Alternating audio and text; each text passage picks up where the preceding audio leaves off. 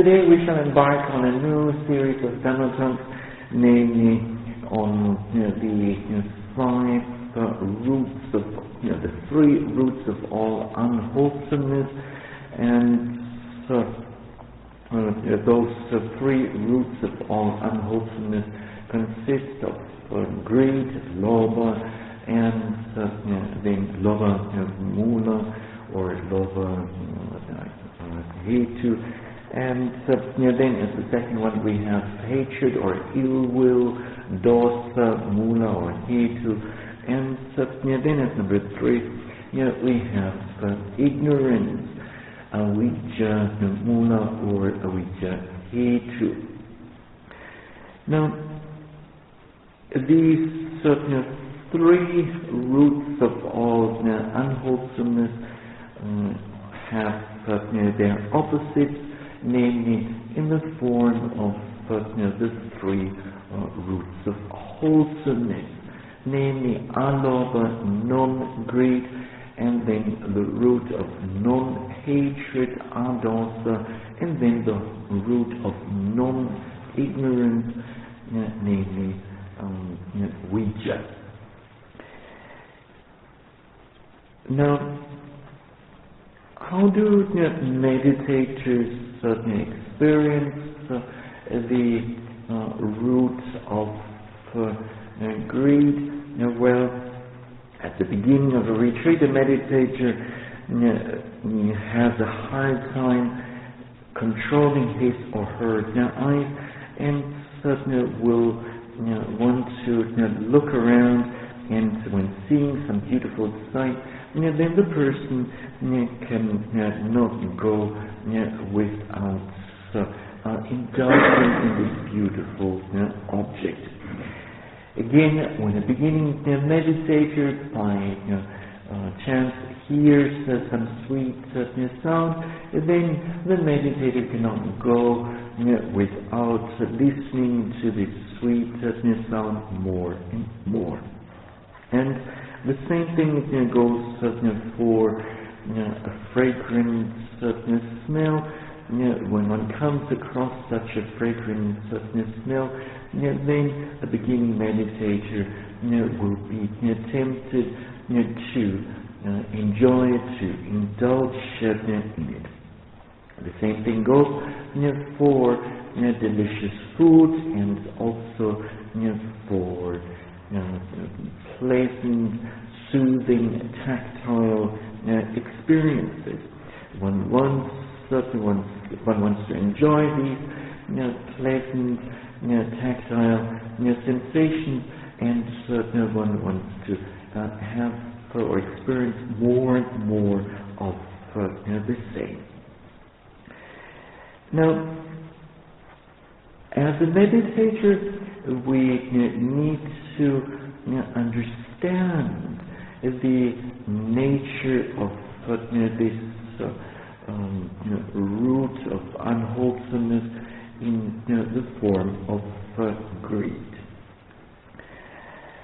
And doing so, our mind will be able to, our meditation practice as a whole will be able to develop, and not being able to understand this greed, the unwholesome or root of unwholesomeness in the form of greed, then the mind as well as our practice will not be able to develop.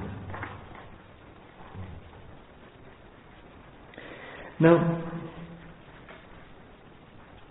the texts point out that an action undertaken while greed, Lobha, is present in one's stream of consciousness, then this action will have unwholesome results.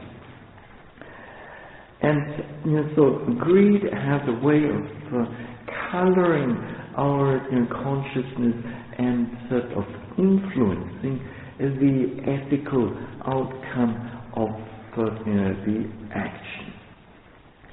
So if we want to reap wholesome results from our actions, then we better control any kind of, or control and prevent any kind of action that is undertaken with a greedy mind.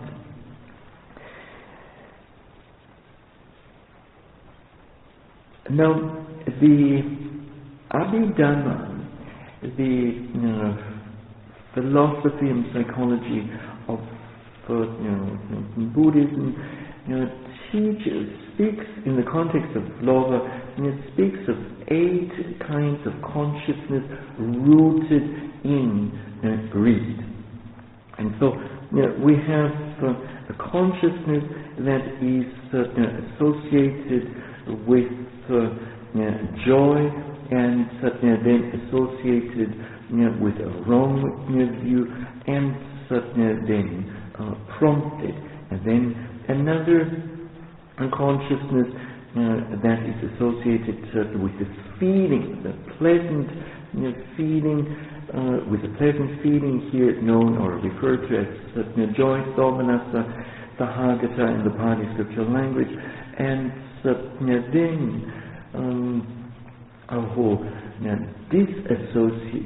then again associated with the wrong view, and certainly in the second case then unprompted. And then the same thing for consciousness that is associated with joy, and certainly this time with holding a wrong,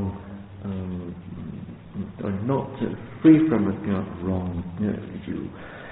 And so there's 4 such cases, and so the 4 cases associated with joy, and then 4 cases associated with upeka sahagata, and this refers to the feeling tone of the experience of now the consciousness is associated with a neutral feeling. In the first 4 cases, there is a pleasant feeling associated to consciousness.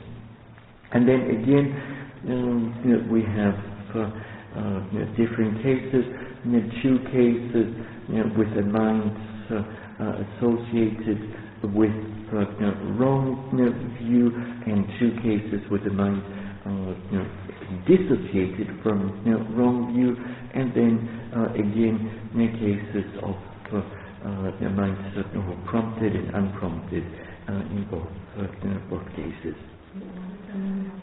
Pardon? Or prompted means prompted by some, let's say, some other person is telling you to do something with a greedy attitude, and unprompted is that it happens out of your own wanting.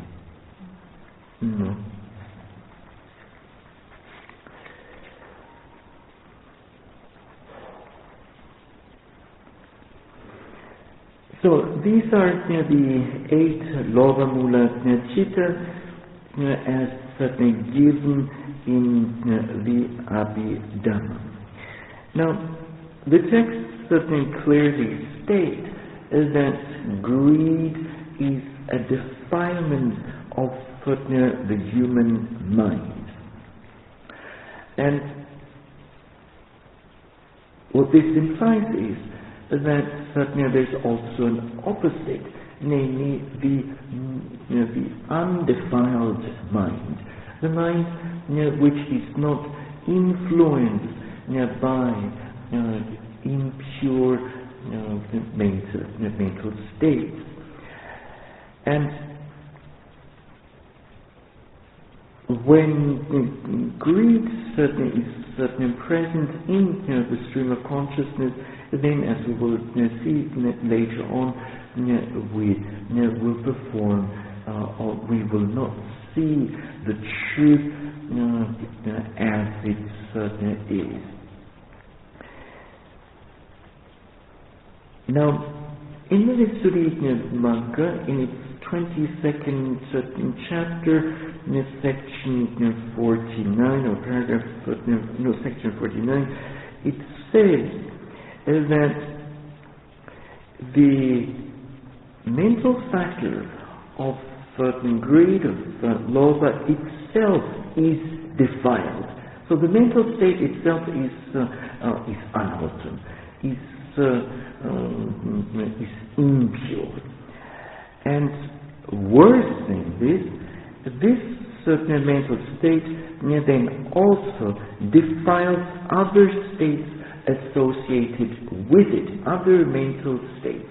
So it's not only is it impure itself, but it also has a negative defining influence on other associated mental states.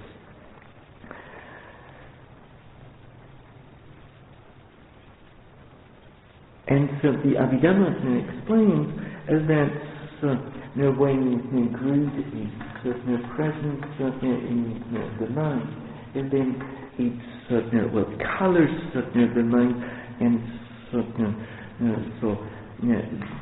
this has an influence over the entire mind. Now, again, with regards to greed, the same passage from the Visuddhimagga states that greed is a stain, in the Pali scripture language referred to as Mūla, because it is tainted and it stains the other mental states by its presence.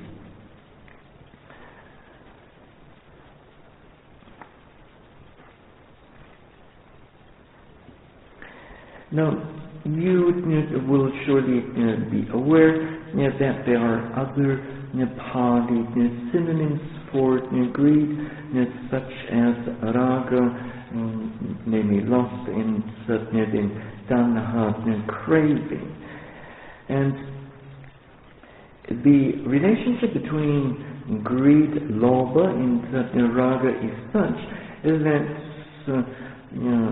lobha, greed, is the more limited term, whereas raga or lust is the wider term.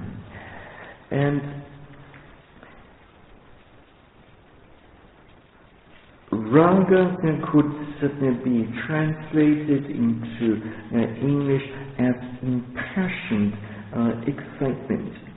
Now, when it comes to greed and greed, lobha, and craving, tanha, or literally thirst, there is quite an overlap. These two are similar terms. Now, the Buddha, when speaking of greed, also refers to it as an internal taint, antara mana, that defiles the mind as a cloud covers the sun, or as an enemy. Here he also speaks of it as an enemy of the mind. Amita. Mita is your friend, the prefix a is a negative marker, and so your enemy. And it's being, or this particular point gets illustrated or compared to smoke that is covering the sun. Now, greed is also referred to as a tormentor, and as an adversary and as an opponent. These different terms here make it very clear that greed is not something, it's not a mental state to be underestimated. So when greed is present in our stream of consciousness, and when it increases more and more, then it leads to suffering. And the greater the greed, the greater will be the suffering.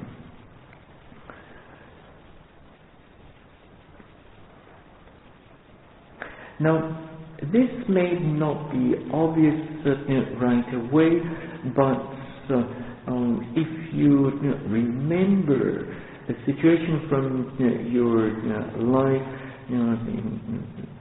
up to this point, where you've really badly wanted something or somebody, and maybe not obtained what you wanted, then you will probably understand better.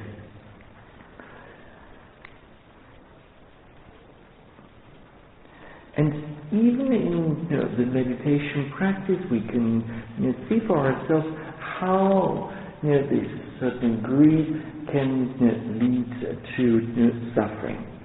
Now, let's say we have only very few days left to our retreat, and we may want to realize the Dhamma before going back home.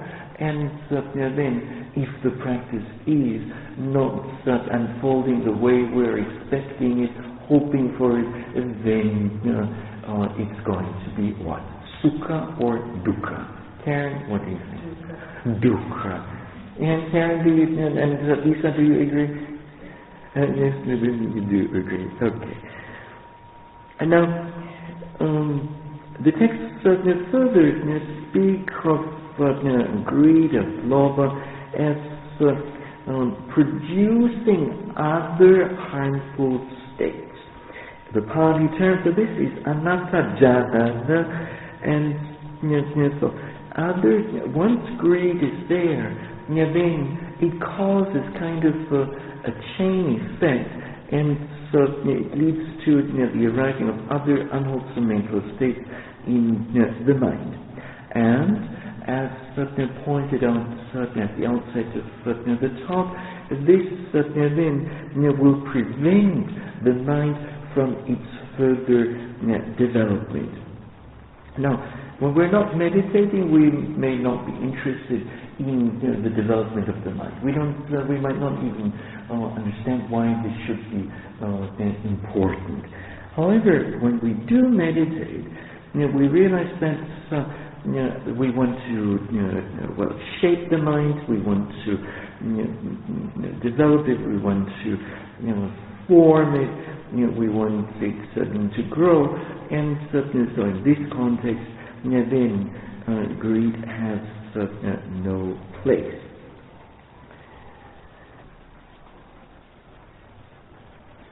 Now, in the Iti-Uttaka,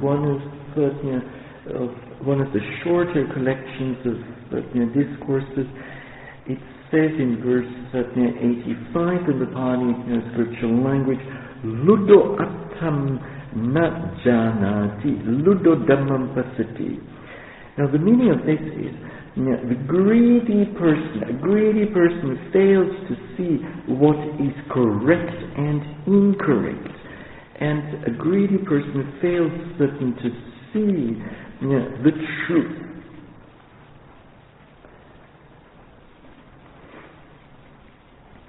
Now, the Visuddhimagga defines greed in the classical fourfold way by saying that its characteristic is grasping an object, and its function is as sticking, just like meat sticks to a hot frying pan in which you don't have too much oil, and then it is manifested as not giving up.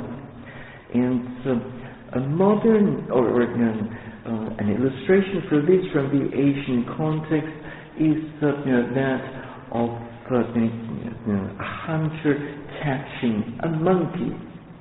Now, it appears that in parts of Asia, monkeys are caught by taking a coconut and then making a hole into it and putting a banana in it.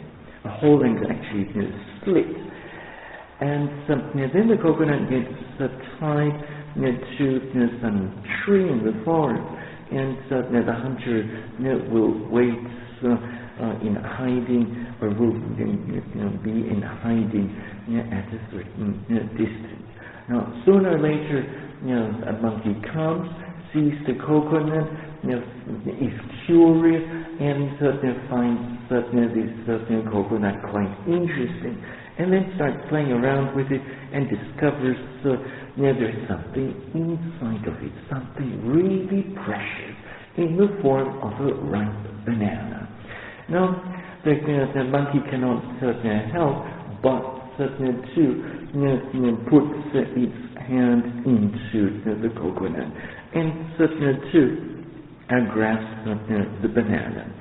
Now, at this point, or this is the point that the hunter has been waiting for, and so the hunter comes out of his hiding and then goes after the monkey.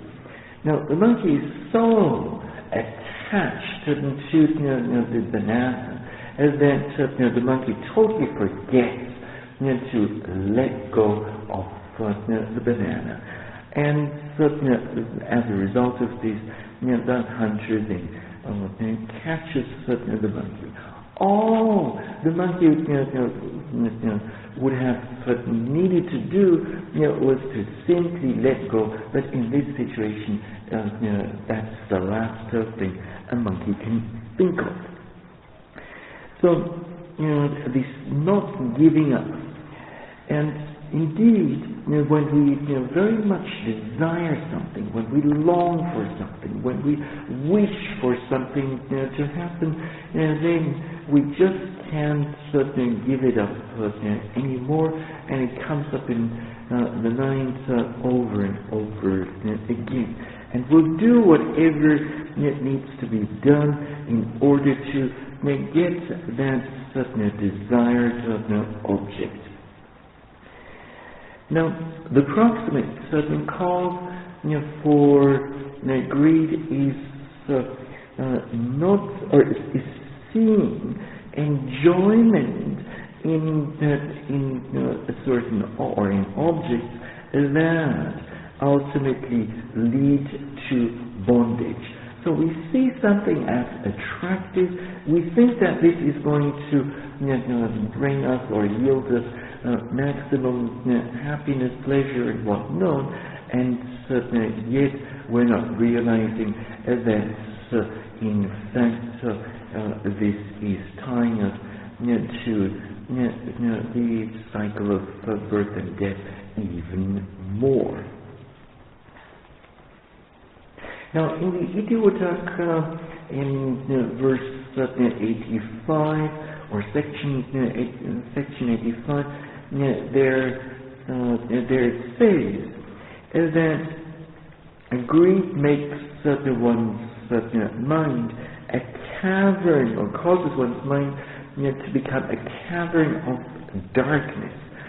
And until and unless one ceases to be greedy in the presence of temptation, the mind will not be free from that darkness.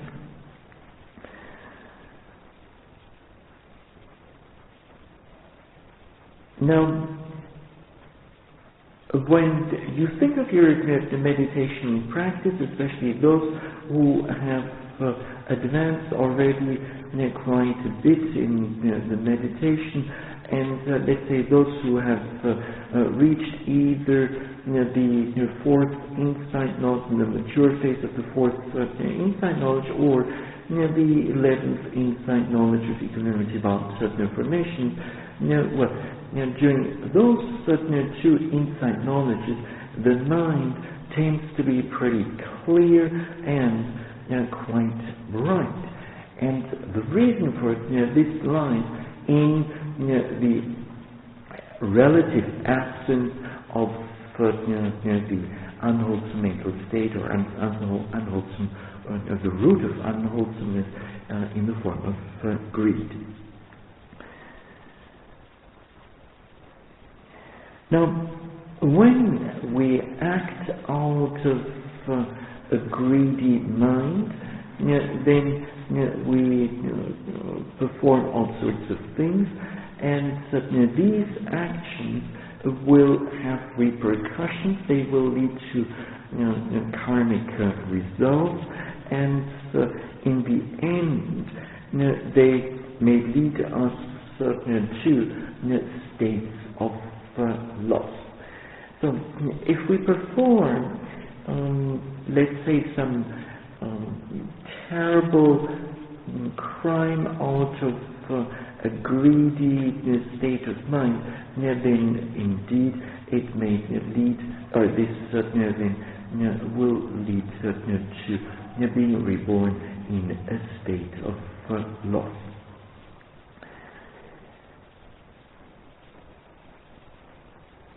In the Digha Nikaya, in the so-called Das Sutta, or Dasa Sutta, there are two sections where it says greed always leads people to decline Hana, Bhagya in the Pali scripture language, whereas the absence of greed, so non-greed, leads to their distinction, Visesa Bhagya in the Pali scriptural language.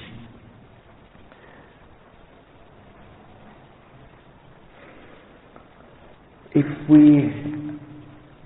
continuously act out of certain greed, we want more and more money, we want to accumulate more and more whole estates, or lands, buildings, vehicles, and what not. Then most likely we will do so without regard for other, or without consideration for others' interests and certain feelings. And in this way, we will bring much harm to others as well as to ourselves. Gradually, we will be known in society as an extremely greedy person, and people will start avoiding us.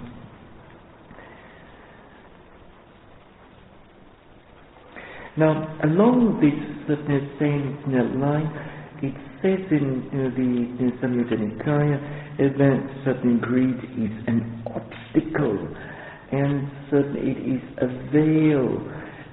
It's something that blurs our vision of the correct teachings,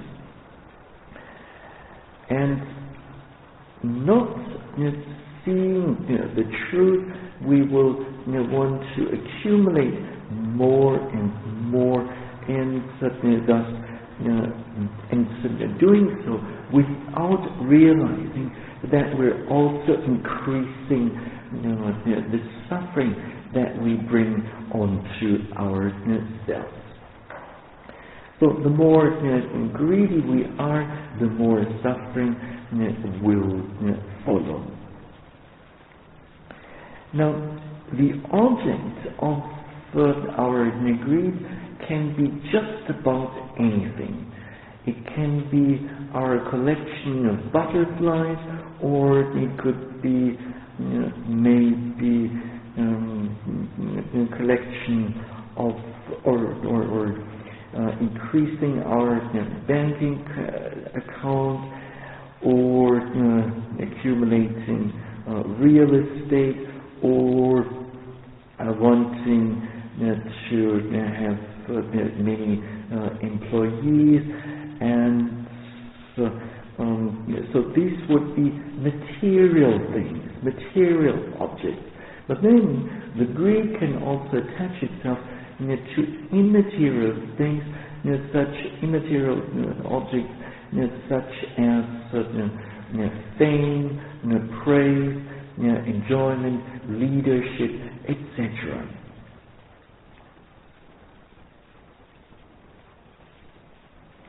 Now, what meditators find in practice is that at first, let's say some enticing object arises, and so then greed seems to be setting in, and the greed is then increasing more and more. Now, with further practice, further down the road, a meditator may find or make an interesting discovery. Namely, greed is certainly latent in the stream of consciousness, and so it's kind of getting ready to arise. And then the mind is kind of looking for an object to get attached to, an object to long for, etc. And so when a particular mental state is there, it will oftentimes go after the respective objects. To explain the same thing in the case of hatred or ill will, we may find, or when we first encounter ill will in our meditation practice, then we tend to find fault with the object. So we think it's because of such and such a condition, or such and such a person, or such and such a site, etc. That ill will has arisen in the mind. But later on, we may discover that the mental state of ill will is latent in the stream of consciousness. It's, let's say, it's getting active, and so and then it's actually looking for some object some displeasing object, so that the mind then can explode. Now, if one can catch the ill will as explained in the second case, or the greed also in the second case, then of course it means that one can be mindful of it and then recognize what is going on, and then quickly let go of it.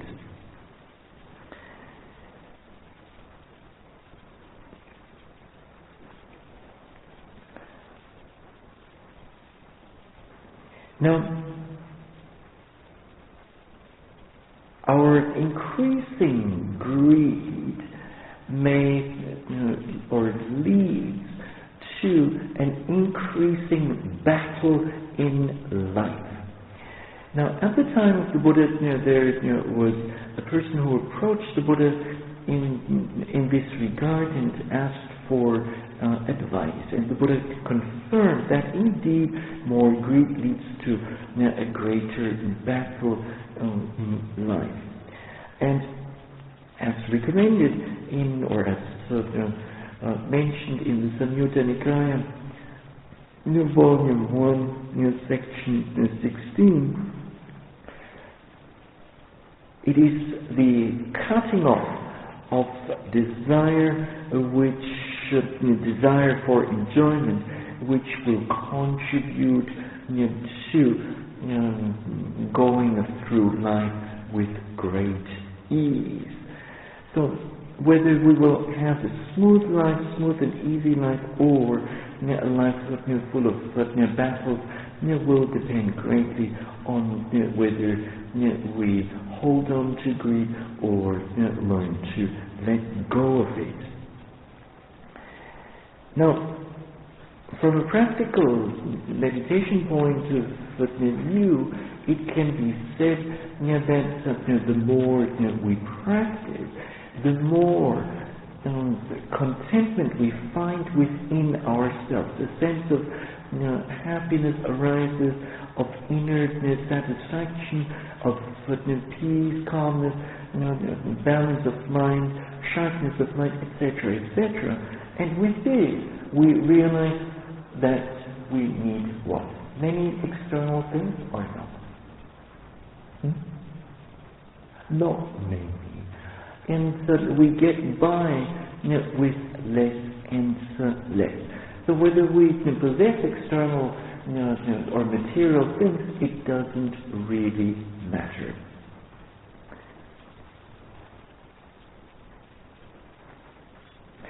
Now, again, there's a reference in the text, this time from the Jataka, where it says that greed also is a root cause for the lawlessness among the human beings. So when greed is present in an excessive way, then we will be tempted to do things that or to transgress the law, and in particular to take property that is not ours.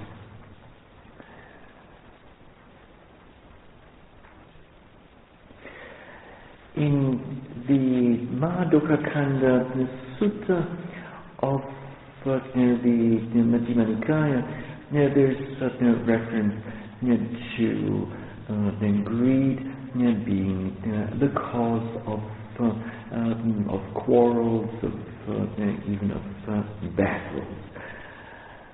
And so serious consequences, or greed can lead to serious consequences.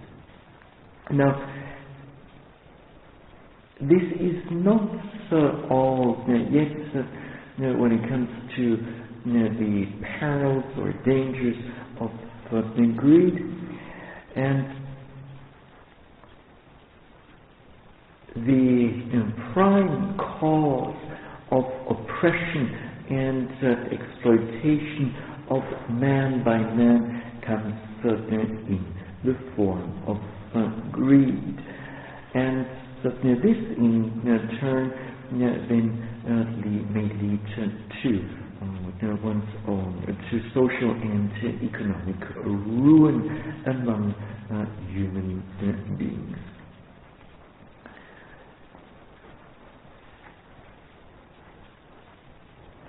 Now, before going, to give you one more quote from the Dhammapada, there are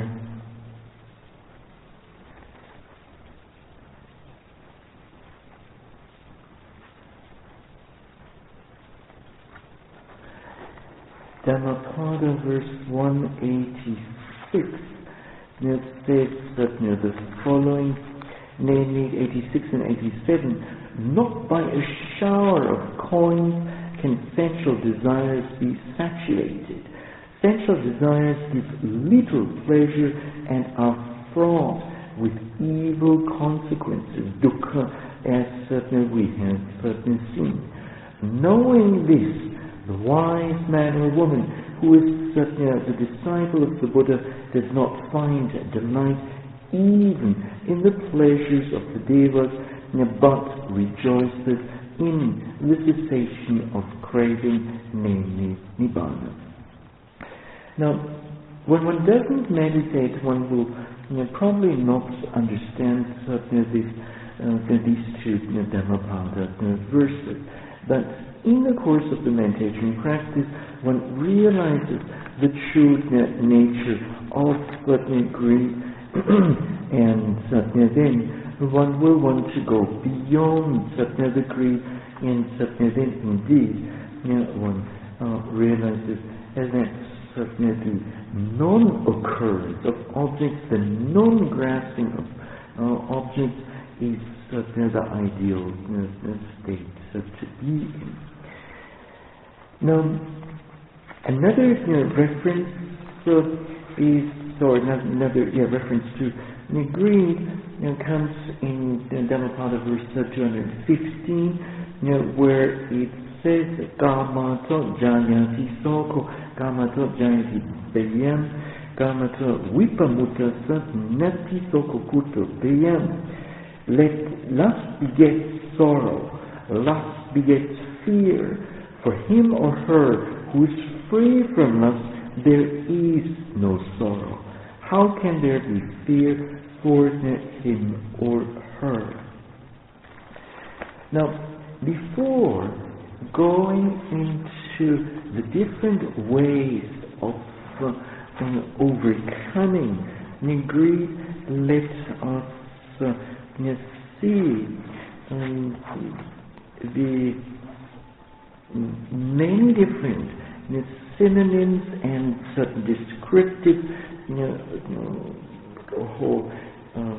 descriptive terms given in the Dhammasangani section or paragraph 1065 for greed. And it's this section is really long. It contains just an amazing number of forms of greed. Now, before we go into this, we can, when we look at the various expressions or manifestations of greed, we can categorize the greed into extremely gross forms of greed, leading to very gross actions, and leading to very gross results. Then we have greed that is somewhat more refined, and that will not lead to birth or taking rebirth in a state of loss. So, to the first category, you can count any kind of action that arises out of an extreme form of greed, which then leads to maybe, or an action such as taking a knife out of certain greed, which then will obviously lead to rebirth in a state of loss. Now, obviously, not all forms of greed are as coarse as this. And so there are more refined forms of greed around, and such as maybe desiring something without going or taking this desire to extreme forms or actions. And then, so what could count under this would certainly be craving for certain for delicious food, enjoying this, or craving for some pleasant tactile experiences, etc. Now, then we have more refined then we have forms of sensuous forms of greed, and like greed for longing for another person, etc. And apart from this, there are even more refined forms of greed, such as for a fine material existence, taking a fine material existence, like a greed for certain jhanic experiences, be they fine material or immaterial, or to take it even further, greed for non-existence. And these different grades of greed will be overcome through the attainment of the 4 levels of enlightenment. So, with the first level of enlightenment, obviously, any kind of action or any kind of greed that leads to a rebirth, taking rebirth in a state of law, this will be cut off.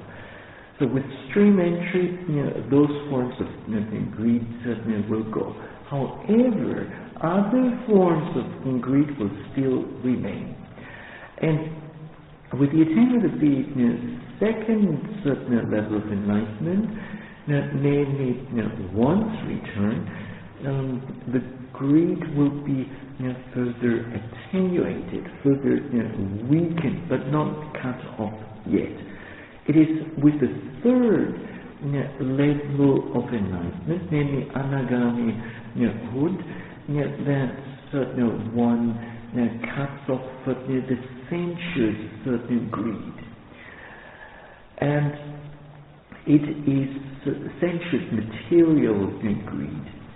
And it is with the attainment of the last level of enlightenment, arahata, magga and phala, or magga, that one cuts off the remaining immaterial immaterial forms of fine material and immaterial forms of greed.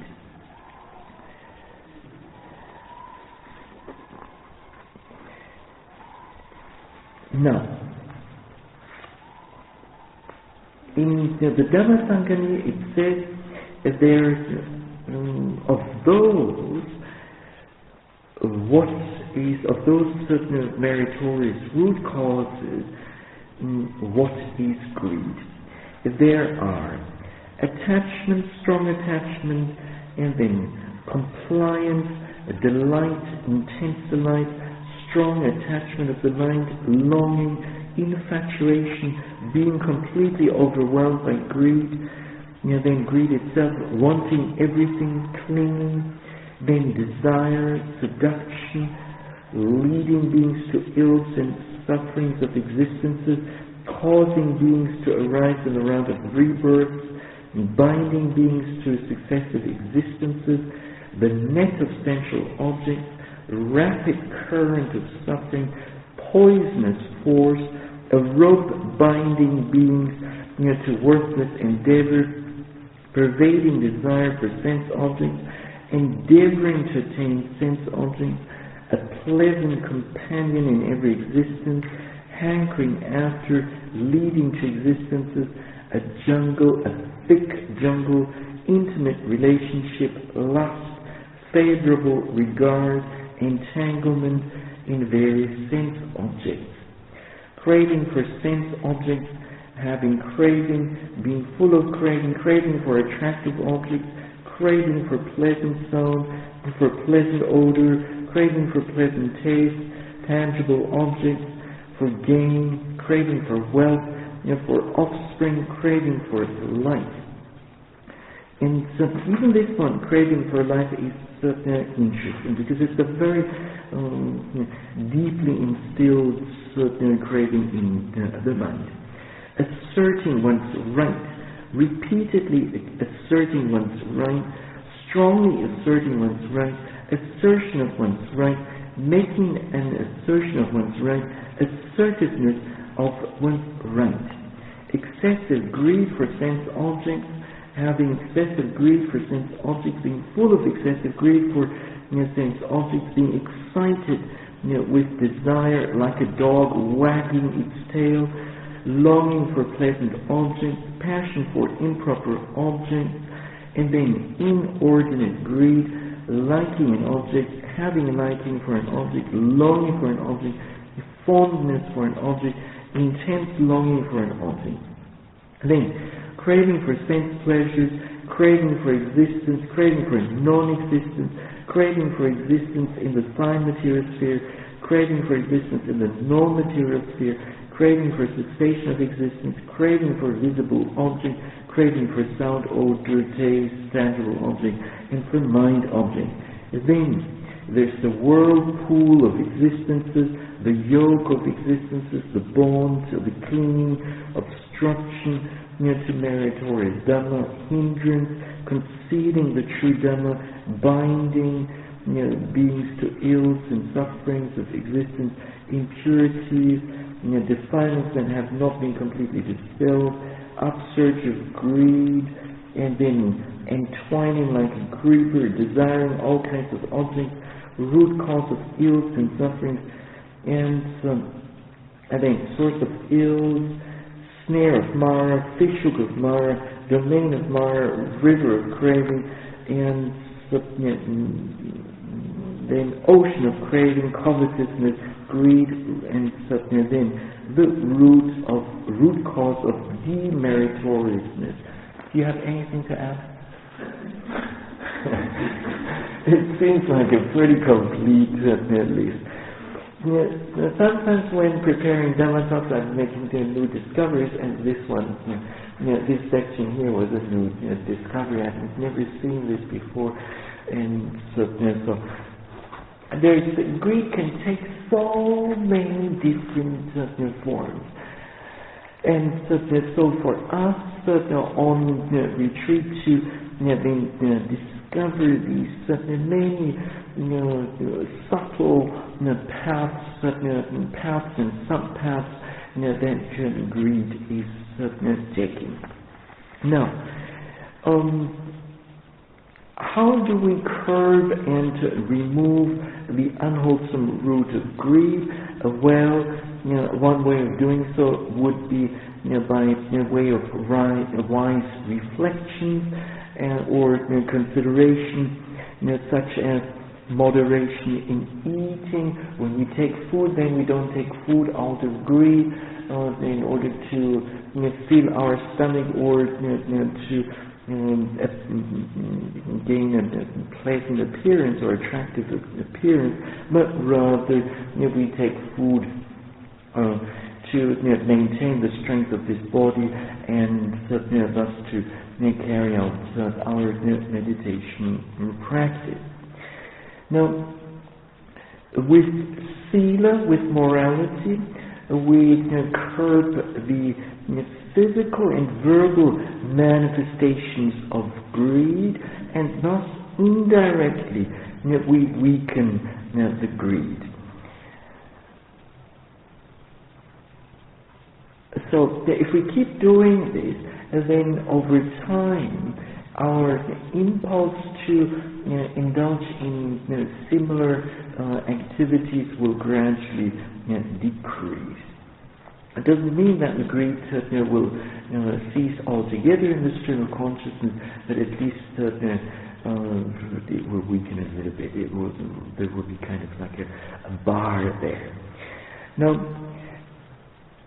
as you will surely know, greed is also one of the hindrances. There it is known as kama chanda nivarana, so the hindrance of sense desire, and the way to deal with it is to suppress it through concentration, and also making use of mindfulness and effort.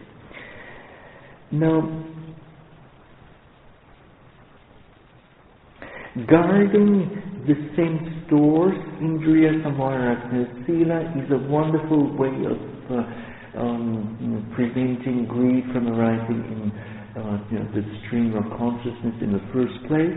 Now, let's say there is some attractive, enticing object coming along in the form of an attractive young man or an attractive young woman, if we don't even look at this object and we see maybe at the most his or her shoes, then how can greed arise? But if we say, well, never mind with our mindfulness and forget our restraint of the senses and let me explore this attractive object, and then we indulge in it, then naturally the greed will be, or the arising of greed will be favored, it will be encouraged.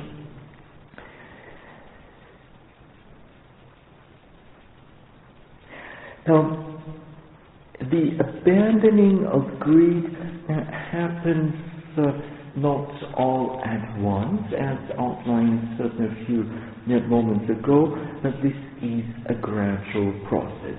So, with the by attaining stream entry, the coarsest forms of greed go, and then with the successive attainments, more refined forms of greed will be abandoned. And now, out of greed, we will want to possess more and more, and certainly when greed is present, then our willingness to give will be very poor. So one way of curbing the greed is by intentionally developing this quality or this practice of generosity, of giving to those who are in need, and sharing what we have in excess in terms of material wealth, in terms of immaterial wealth. These are, or these could be our skills. So these are different ways of dealing with greed. Now, in the Samyutta Nikaya, there's a section that says that the enlightenment factor of mindfulness, sati sambojjhanga, is especially useful in dealing with greed. So this then leads to satipatthana practice, and indeed mindful among the different ways of dealing with the hindrance of sense desire. The Satipatthana Sutta, the commentary to the Satipatthana Sutta gives the following. Namely, mindfulness is the first and foremost way to deal with sense desire or with greed in general, and apart from this, the commentary mentions learning how to meditate on impure objects. So basically, this is the contemplation on unwholesome things, asubha bhavana, and this point doesn't yet mean that one practices asubha, but just learns how to do it. The next step then consists in actually doing asubha kammatthana, namely practicing on the foulness of the body, such as contemplating on a bloated body, on a festering body, on a cut-up body, on a scattered body, a hacked and scattered body, a bleeding body, worm-infested body, and certainly a skeleton. Now, when one does this kind of contemplation, then it does very much help to drive the greed or the sense desire away.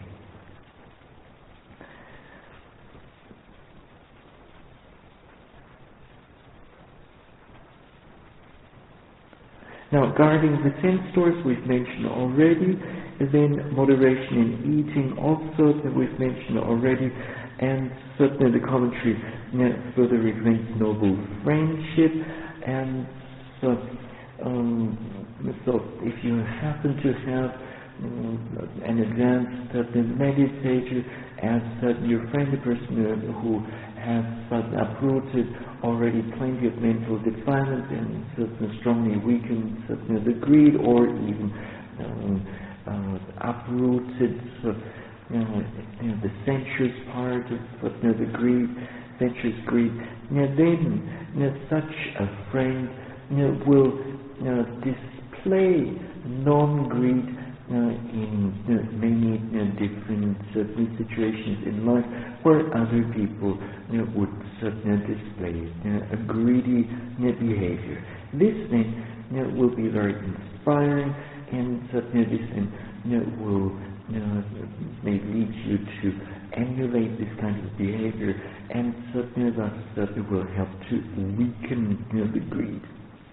Now, listening to a suitable discourse, or the discourse on the hindrances, or a discourse on the three roots of all unwholesomeness, etc., these might be helpful to see the greed in the right certain perspective, and certainly then to tackle it whenever it arises in the stream of consciousness.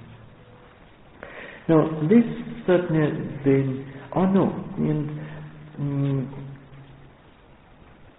the nourishing of sensual desire and certainly the denourishing of certain sensual desire would be also applies.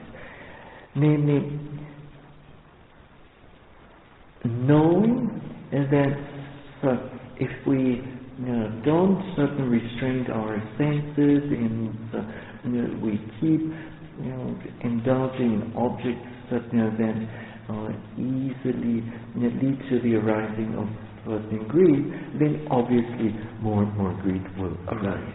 But if we apply a whole wise attention, and certainly we frequently give wise attention to impure objects, then this will help to decrease the sensual desire. Now, this then brings us to the end of our discourse today. Let me conclude by wishing, may all of you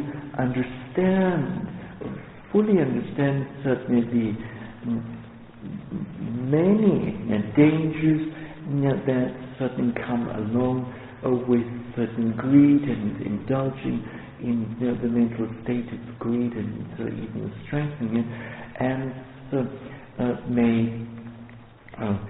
this also help you to